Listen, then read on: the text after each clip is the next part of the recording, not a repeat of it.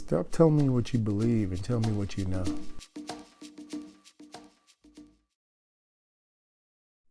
Hetepu fam, peace and blessings. This is Derek Kumar, and wanted to make a real short video, and this is mainly to answer a couple of questions that was posed to me. They're questions, but there were also, I would say, some real, I don't want to say vile, but there were some comments that I thought were really inappropriate, Since we started this channel, one of the things that's happened is that we constantly keep getting people who are experts in their field, okay, quote unquote. These individuals, they're basically religious experts, and they come from all these different religions and whatever, and the first thing they want to do, they want to talk about, hey, this is what we do here, and this is what we do here, and XYZ, or I'm from here, and this is what we do, and all this other kind of stuff. And they totally miss the point of this channel. They totally miss it, okay? Or let me rephrase that. Either they miss it or they have no regards for it, okay?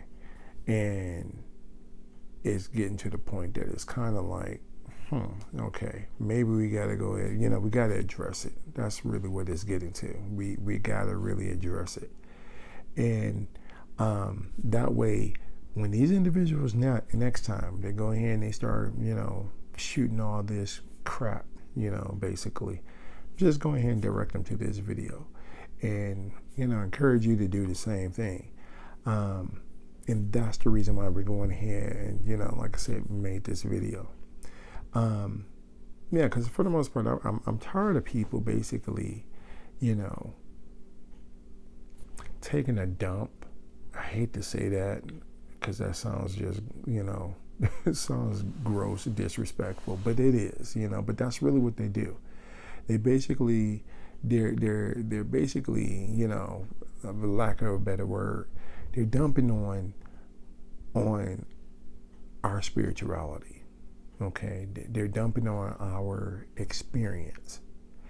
And these same people, they get upset by the fact that when they come over here, first of all, they come over here, they take full advantage of all the things that have been, all the rights and privileges that exist, but yet you dump on us.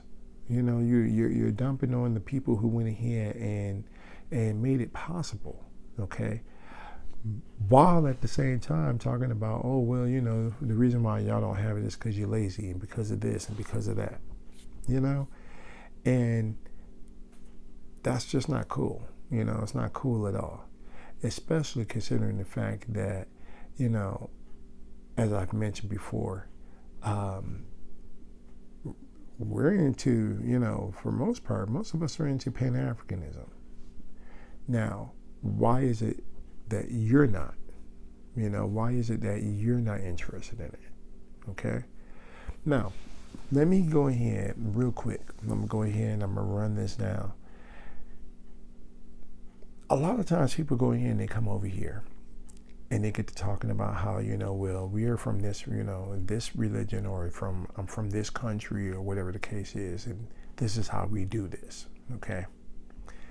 And when they're telling us this, when they're saying this, it's not like we're asking, it's not like, it's like, for instance, it's not on this channel you've ever heard me say, hey, well, somebody from this country, tell me, or from somebody from this religion, tell me how y'all do this.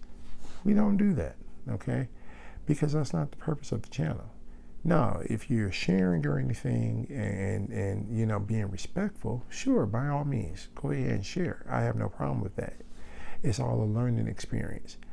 But like I said, what happens far too often is that they come over and they're dumping on on the things that, you know, my ancestors in this country had to go through.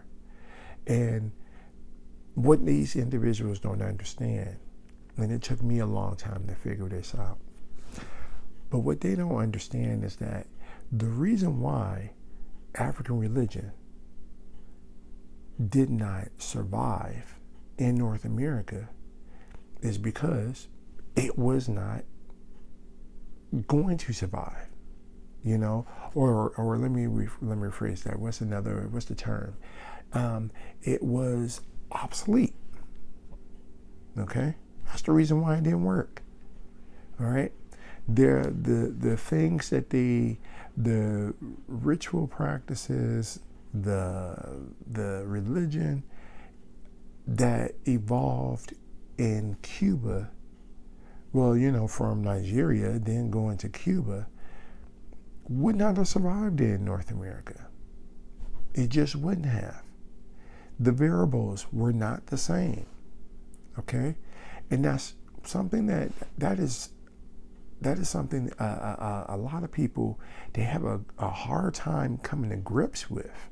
Okay, which is part of the reason why I keep encouraging people, you need to go back. You know, if you left the church, if you come out of the church, you need to go back and find out, you know, talk to your ancestors and your guides to find out why did they leave, you know, or not why did they leave, but why were they so heavily involved in the church? There was something there and something they invested in. And this is the reason why it's like a piece of a puzzle. You got to go back and you have to embrace it in order to kind of get your ancestors on board of the other things that you want to do. Okay? You got to do that. So, but that's the thing that people have to understand. These African religions or Afro-diasporic religions, they would not have survived in North America because North America was a Protestant country. Okay, that right there within itself should go ahead and just end the conversation. Okay, but it doesn't. All right, but it was a Protestant country. Okay, there was no what do you call it? You couldn't syncretize. You know, there was no synchronism that was going on with any of the divinities. Couldn't be done. Okay. Now, yes, there were African spirits, that was brought over, that our ancestors brought over. They did go ahead and they synchronized them to some extent with a lot of the biblical characters and so forth and so on. But in regards to making it into a religion, it didn't happen. The religion survived. The African religions or African Christianized religions, they survived here for probably about 100 years, and then that was it. It couldn't survive. Okay, so why do I say that? I'm saying that because our spirituality became something else. It morphed into something else. And this is the part you got to respect. You got to respect that even though our ancestors were not able to hold on to their religion, they still maintain a large amount, a large extent of, or a bulk of the culture. Okay? They still maintained it. All right? They still was able to retain a lot of it. Okay? If you come from a family that has a pretty good family structure, thank your ancestors for that. Okay? And that's what I'm saying. I'm tired of these people coming over telling me y'all didn't do this. You know, because you went ahead and you got your history from someone else. Or because you were in some other country and you believed everything that they told you. You know, I'm tired of hearing that. Okay, because like I said, if you really want to know, just go ahead and ask, but don't come over accusing people. and especially don't come over talking to the the Pookies and Ray Rays, and then making a judgment call based upon these individuals. I mean, that's not fair. Just like it wouldn't be fair, for anybody else to go from another country over to your country or to wherever you're from, and look at the lowest individual on the social status and say, okay, yeah, that's exactly how y'all are. I mean, and I'm sorry.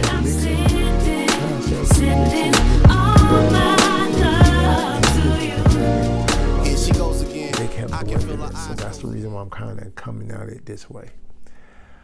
But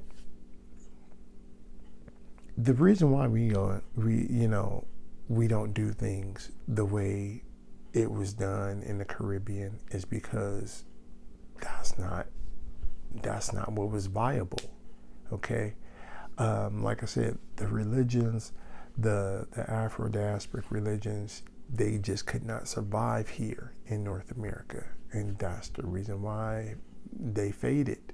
Okay, once they faded, what was that? Like I said, around the Second Great Awakening or so, that you had a whole lot of our ancestors went ahead and converted to Christianity. But you got to I'm telling y'all got to do the study. You got to do the research for yourself to find out why your ancestors did that. Why did they convert to Christianity? What was it that they saw? Now, I can tell you what my ancestors, what my guys showed me, is that because many of them were of the Congo influence, they went ahead and they saw baptism as crossing over into the Kalunga. Okay, that was just it. So it was they syncretized that whole thing. All right, and that's what it was.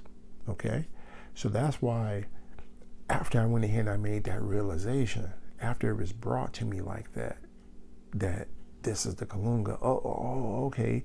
They're going into the spirit world. And that's what the baptism was. Oh, okay.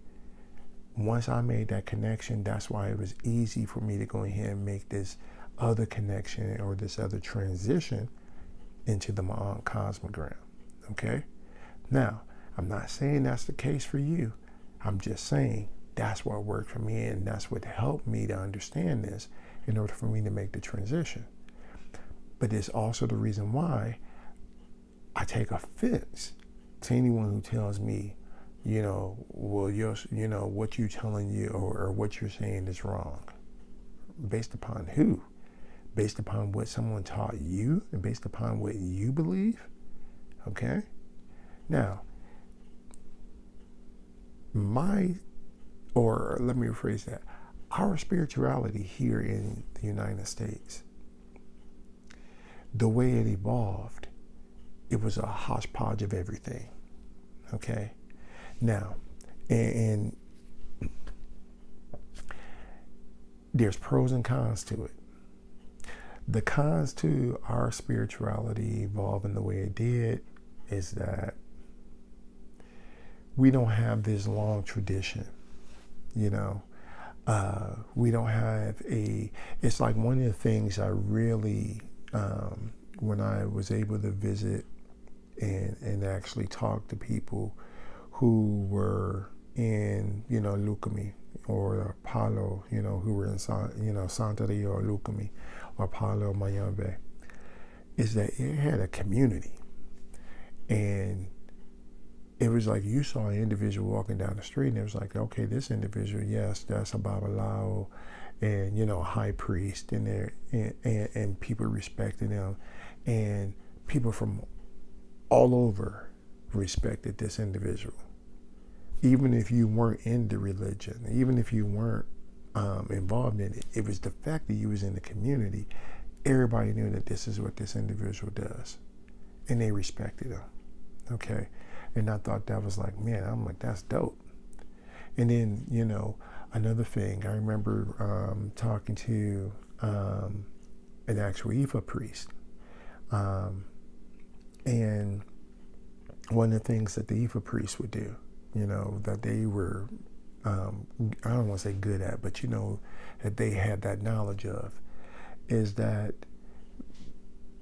if you did a reading with an Ifa priest, they would go ahead and they would do, they give you all these different proverbs, or they're telling you these different stories, the Odu, okay? And they're going through this list of things. And they can tell you, okay, well, this is from, this is what this, the Babalawo before me and the Babalawo before them. So they got this long tradition of going all the way back hundreds of years or so. And that's cool, okay?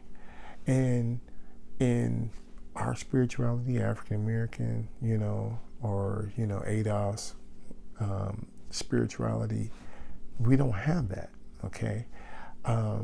We don't have that long history of, a tradition and everything, because that's not how our spirituality evolved. That's one of the cons. However, the pros of our spirituality is that because we don't have this long, this long tradition, and we don't have that, like I said, that whole community, communal thing going on, is that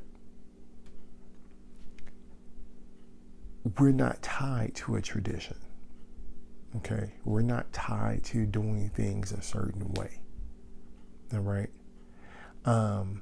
We can always come up with new and inventive and creative ways of doing anything,